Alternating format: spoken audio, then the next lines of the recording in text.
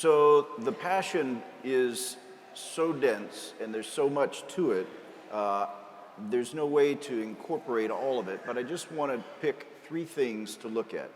One is a broken jar, two is an extravagant gift, and three is a secret. Not really a secret, I'll tell you about it. So first, a broken jar. So I've seen perfume bottles in the store before, and they all have stoppers in them. So just about every imaginable jar of perfume has a lid, right? So why did the woman in the gospel today have to break this alabaster jar? If you think about it, alabaster itself, just the container for this expensive perfume was an expensive container. And so by breaking it, she really destroyed the vessel that contained the precious perfume. So why? It's an important question. So think about this. I know most of us have gotten into the habit of using gift bags, but still, if you have a gift, a really special gift, you put paper around it, right? And you wrap it, and you put a bow on it. And of course, there's no way to get to the gift unless you tear the paper. Well, God wanted to give us a special gift. But in order to give us the gift, it had to be broken.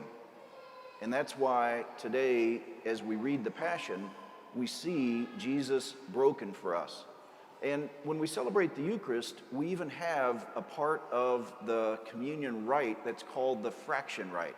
That's where the priest takes a little piece of the consecrated host and he breaks it and he puts it in the chalice. And then he breaks the host that he has consecrated. That fraction rite reminds us of Jesus being broken for us. And on this Passion Sunday, we need to think about that kind of passion, that kind of love that's willing to be broken for his people. And of course the question is why? Why did it have to be broken? Why did Jesus have to be broken for us?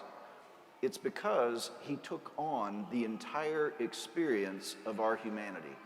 And our humanity at its core is broken. Our humanity at its very center is fractured and poor.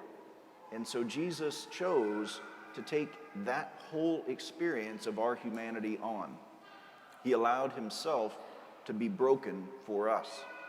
And that's what leads to the precious gift. You know, in the Passion, we also see the Last Supper. And Jesus offers to his disciples and to us the most precious of gifts. Not a costly nard, but something even more extravagant. He gives us the gift of his physical self.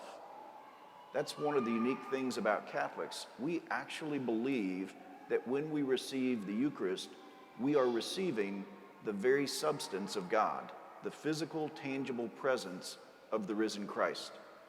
That is the most extravagant of gifts, and it's a sign to us of God's desire to be with his people. And now a secret. If you look at the triangle here, the pendentive that has the Gospel of Mark. So the other pendentives, usually the Gospel writers have the book, and it's pretty easy to see. You'll notice in Mark's image, he's intentionally covering the book. The book is only partly revealed. And that's because in Mark's Gospel, there's a secret. It's called the Markan or the Messianic secret. At the very beginning of Mark's Gospel, he says, this is about Jesus Christ, the Son of God. And then throughout the rest of the Gospel, Jesus makes sure that no one reveals his identity as the Son of God. It's only finally after he dies on the cross that the centurion says out loud to the whole world, truly, this was the Son of God. Why? Why does it need to be a secret? Because we won't really understand who the Son of God is until we see him crucified on the cross.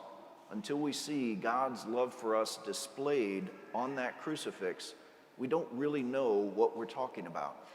And so today, on this Palm Passion Sunday, we see the Son of God displayed for us in the fullness of his love for us, that he's willing to be broken for us and shared for us, that he's willing to die on a cross for us out of love for us.